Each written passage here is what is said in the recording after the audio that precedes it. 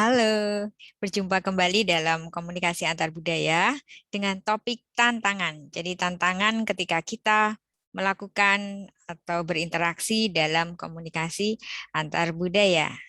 Nah, tantangannya apa saja? Pasti bertemu dengan budaya yang lain. Nah, yang pertama kali yang dibicarakan dalam Samovar adalah culture shock. Jadi dalam bahasa Indonesia namanya gegar budaya. Ya, jadi di dalam foto ini ada orang kulit putih, dia memegang sumpit. Lalu di sebelah kiri dia memegang garpu, lalu dia memakai topi Asia. Nah, di situ ada satu pertemuan budaya dari sisi makanan dan juga dari sisi outfit.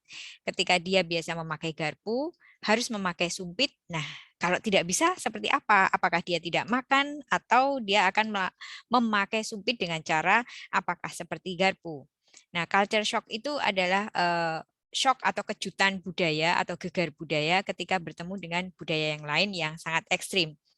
Misalnya kita pergi ke tempat lain atau bertemu dan tinggal di budaya yang lain, tidak perlu ke negara yang lain, tapi budaya atau kebiasaan yang lain. Dan dalam culture shock ini ada pattern atau pola, yaitu pola U. Yang pola U itu adalah yang pertama honeymoon. Honeymoon itu kan senang-senang ya. Jadi ketika misalnya kita akan pergi ke Eropa, kita senang banget, wah naik pesawat pergi ke Eropa, nanti bertemu salju, senang sekali. Tapi kemudian ketika sampai di sana, kita mengalami culture shock atau disillusionment. Disillusionment itu apa yang kita bayangkan itu indah, salju itu bagus, ternyata salju itu sangat dingin, kemudian Anda tidak bisa bergerak karena saking dinginnya, kemudian Anda akhirnya menyesal, sedih, nah itu culture shock istilahnya. Jadi apa yang Anda bayangkan itu ternyata tidak sama, dan kejadiannya itu lebih ke merugikan atau membuat tidak nyaman. Bisa juga dalam hal makanan. Wah, kesannya makan lasanya, makan makanan bakery enak sekali ya, tapi ternyata tidak doyan karena ternyata hambar atau pizzanya kok beda ya, karena ternyata bumbunya berbeda. Lalu Anda tidak doyan, tidak bisa makan. Kemudian ada mengalami culture shock, turun banget, moodnya turun sekali. Tapi ketika Anda tinggal di sana beberapa lama, beberapa hari, akhirnya Anda terbiasa dengan dinginnya salju, Anda terbiasa dengan makanan-makanan hambar tanpa garam, Anda terbiasa makan dengan tidak ada sambal, kemudian bumbu-bumbunya itu hanya terbatas. Lalu akhirnya Anda bisa menikmati itu, bisa makan itu, dan juga secara badan sudah cukup nyaman. Lalu akhirnya mood Anda naik, lalu keterampilan Anda menjadi mastery. Mastery artinya Anda sudah tidak punya masalah lagi dengan culture shock tadi, dengan situasi yang tidak menyenangkan dan merasa merugikan, tapi malah sudah aman, sudah bisa menguasai. Dan itu bisa terjadi dalam waktu bulan ya, atau bisa berbulan-bulan. Tergantung orang bagaimana punya keterampilan adaptasi atau adjustment. Nah, di sini ada kejadian, misalnya ini yang di awal masih yang U ya, tapi kemudian ada pola W. Pola W itu Anda datang culture shock, kemudian sembuh, lalu beradaptasi, kemudian merasa senang sekali. Nah, merasa senang, nyaman, lalu Anda pulang kembali ke negara atau ke kota Anda atau kampung halaman Anda. Ternyata terjadi juga culture shock di kampung halaman Anda. Itu aneh kan? Nah, kenapa ini di rumahku sendiri kok merasa makanannya juga nggak enak, kemudian apa yang pernah dialami di budaya lain ternyata dialami ketika kembali ke budaya sendiri. Kok ngomongnya berbeda atau tidak bisa merasa nyaman dengan hawanya. Kalau dulu biasa dengan salju, lalu ketika kembali ke rumah harus ada AC dan AC-nya harus dingin. Ketika panas sedikit atau pakai baju agak lengan panjang sedikit sudah merasa tidak nyaman karena panas. Nah, itu namanya juga culture shock lagi. Tapi reverse. Reverse itu artinya dulu pernah merasa senang, sekarang merasa tidak senang. Tapi polanya sama, jangan khawatir. Akhirnya akan ada recovery, ada penyembuhan, ada adaptasi, kemudian akhirnya Anda menguasai situasi lagi. Ketika Anda kembali ke tempat lain atau pergi ke tempat yang sangat berbeda, akan terjadi pola yang sama. Dan itu tidak masalah karena kita sudah tahu sekarang, pasti nanti akan ada penyembuhan dengan adaptasi atau yang lain. Tapi itu bisa terjadi culture shock itu dengan cara untuk menguranginya kita bisa memakai informasi ini, akulturasi. Jadi misalnya cerita bahwa orang dari Indonesia pergi ke Eropa lalu datang di musim dingin misalnya di bulan-bulan seperti ini November gitu. Sebelumnya harus tahu host culture itu adalah tempat di mana kita akan tinggal. Seperti apa sih musim dingin di sana, lalu pakai baju apa, kemudian sampai berapa derajat, kapan paling dingin, apakah pagi hari bisa dingin, kemudian baju itu bisa dicuci, dijemur itu atau tidak. Jadi pelajari semua tentang negara tujuan. Kemudian biasanya kalau budaya berbeda punya bahasa yang berbeda. Pelajari juga paling tidak mengetahui dasar-dasar bahasa atau kata minta maaf, silahkan, terima kasih seperti itu. Kemudian yang ketiga adalah jangan punya perasaan etnosentris bahwa budaya saya adalah budaya yang paling benar, budaya yang paling berkuasa, budaya di negara tujuan harus mengikuti saya. Nah, itu akan salah besar dan culture shock-nya akan jauh lebih parah ketika kita punya perasaan etnosentris. Lalu yang keempat ada satu tips yaitu tetap berhubungan dengan budaya Anda yang asli. Misalnya, ketika Anda berada di Eropa, coba cari orang-orang Indonesia, ada nggak komunitas? Biasanya ada atau cari toko-toko Asia yang mungkin ada beras di sana karena Anda kok roti terus ya, aku ingin makan nasi. Nah, Anda mencoba mengenali apa namanya? Toko-toko yang bisa mengobati rasa rindu.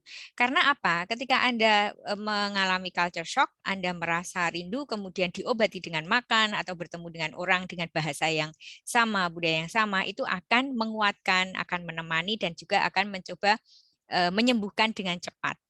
Lalu nanti akan bisa menguasai dengan cepat. Nah, ada beberapa tantangan atau ada beberapa hambatan untuk pertemuan budaya yang berbeda ini, terutama dalam komunikasi antar budaya. Nah, ketika kita ada di budaya lain atau di komunitas yang baru, yang pertama adalah kita cenderung untuk mencari teman yang sama, bahasa yang sama, kemudian orang yang sama. Nah, itu harus dihindari. Lalu ini hambatannya ya, karena kita kalau bertemu dengan orang yang sama, kita tidak akan bisa beradaptasi dengan cepat karena selalu berada di tempat yang sama dan orang yang sama. Kemudian yang kedua, ada ketidakpastian. Nah, Anda mencoba menghapus ketidakpastian itu dengan mencari kepastian. Nah, ini yang salah. Yang benar adalah terimalah ketidakpastian dan mencoba beradaptasi dengan ketidakpastian itu. Misalnya dalam hal bahasa, kemudian harga, kemudian makanan. Wah, aku nggak yakin bisa doyan apa enggak. Lalu Anda tidak makan itu. Nah, seharusnya Anda coba tetap makan itu. Lalu lama-lama Anda ternyata doyan. Kemudian yang ketiga, withdrawal itu adalah menyepi, menjauh. Nah, itu tidak boleh. Harusnya malah ikut kelompok-kelompok yang baru, kemudian kalau ada bisa ketemu teman baru, lalu mereka menyambut Anda, datanglah dan mencoba berkomunikasi dengan mereka sehingga mendapatkan teman baru yang bisa mungkin membantu Anda untuk beradaptasi. Kemudian jangan stereotype. Stereotype itu adalah ada informasi bahwa misalnya Anda pergi ke Asia, ke China, atau kemana, bahwa orang Asia itu pintar matematika atau mereka bekerja keras. Nah, jangan memakai stereotip itu, tapi hadapilah orang itu. Belum tentu, misalnya ya, orang itu orang Asia, belum tentu dia seperti stereotip yang ada. Mungkin dia sebenarnya suka art, suka melukis dan tidak suka matematika, bisa saja kan?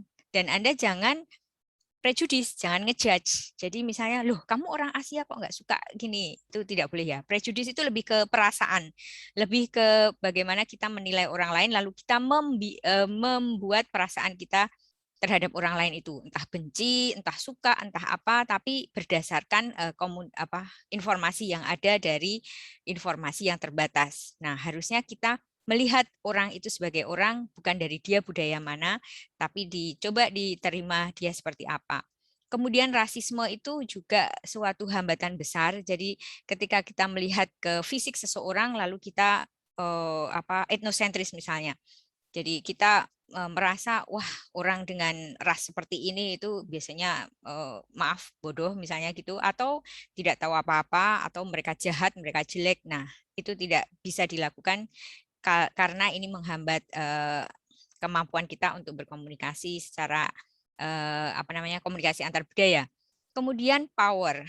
Kita tidak perlu mencoba menguasai orang lain, tidak perlu mencoba mengontrol orang lain, mempengaruhi orang lain. Terima apa adanya ketika bertemu, lalu itu akan terjadi secara natural dan tidak ada konflik karena kita sudah masing-masing tahu identitas kita sendiri.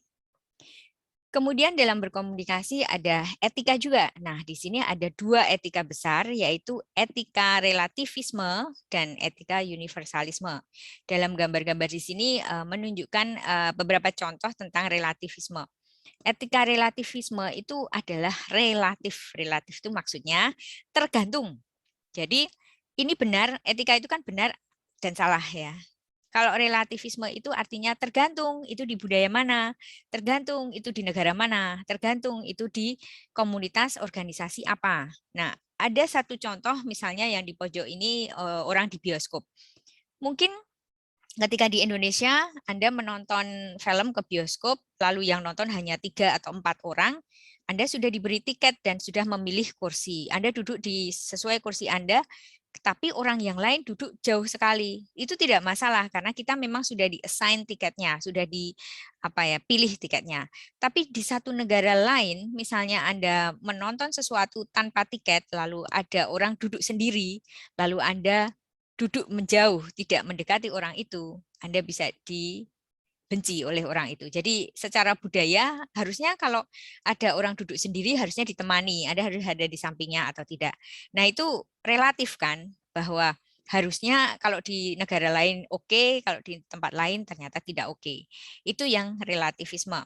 Salah satu contoh di bawah itu ada orang menawari makanan apa itu namanya yang pakai serangga itu.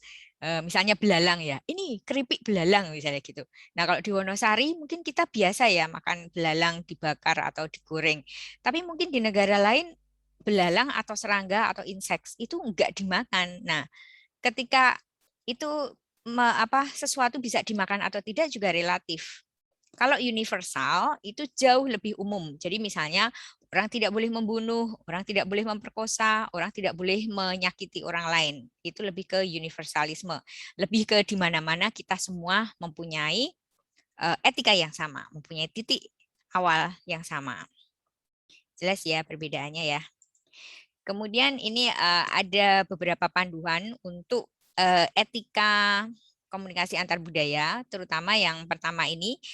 Jadi setiap komunikasi yang ada selalu memproduksi respon. Nah, kita harus aware, harus sadar apa yang kita ucapkan itu membuat orang lain tertawa, menangis, tersinggung, marah. Nah, itu kita harus menguasai medan itu. Jangan tidak peduli aku pokoknya ngomong aja gitu nggak bisa. Tapi kita harus bicara, lalu melihat bagaimana responnya, lalu kita mencoba memperbaiki atau meneruskan ketika respon itu positif.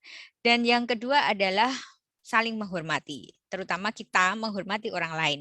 Bagaimana kita menghormatinya? Kita mengenal budayanya, lalu kalau di sana ada sesuatu yang tabu atau tidak bisa dilakukan, ya kita harus menghargai mereka. Kita jangan membuat mereka merasa tidak nyaman atau tersinggung. Kemudian yang ketiga, ketika kita bertemu dengan budaya yang lain, kita mencoba mencari kesamaan, bukan untuk kita bahwa kita harus berteman dengan orang yang sama, bukan itu, tapi tetap di budaya yang berbeda, tapi kira-kira apa ya? Misalnya dari sisi agama, misalnya kita ke Filipina. Filipina itu dominan apa sih? Kristen, Katolik. Misalnya kita Kristen atau Katolik. Nah, itu mungkin bisa berawal dari agama dulu yang sama atau berdasarkan hobi yang sama. Ada hobi misalnya olahraga atau suka nonton balap balap mobil misalnya atau jadi ada beberapa hal yang sama dicoba berkomunikasi dari hal-hal yang sama itu. Kemudian yang keempat adalah mengenali dan menghargai perbedaan budaya. Hampir sama dengan nomor 2, tapi yang nomor 4 jauh lebih detail. Jadi budaya mereka apa, dipelajari, coba dikenali, kemudian dikonfirmasi apakah benar yang saya dengar bahwa Anda tidak bisa begini atau kita boleh begini, kita tidak boleh begitu. Nah, itu dikenali kemudian juga dihargai, yaitu jangan mencoba menyinggung mereka. Kemudian yang kelima adalah be self responsible ya, kita selalu bertanggung jawab terhadap apa yang kita lakukan. Kalau ternyata kita melakukan kesalahan, kita bisa langsung minta maaf. Atau kalau kita harusnya melakukan sesuatu dan kita tahu, ya kita harus melakukan sesuatu itu.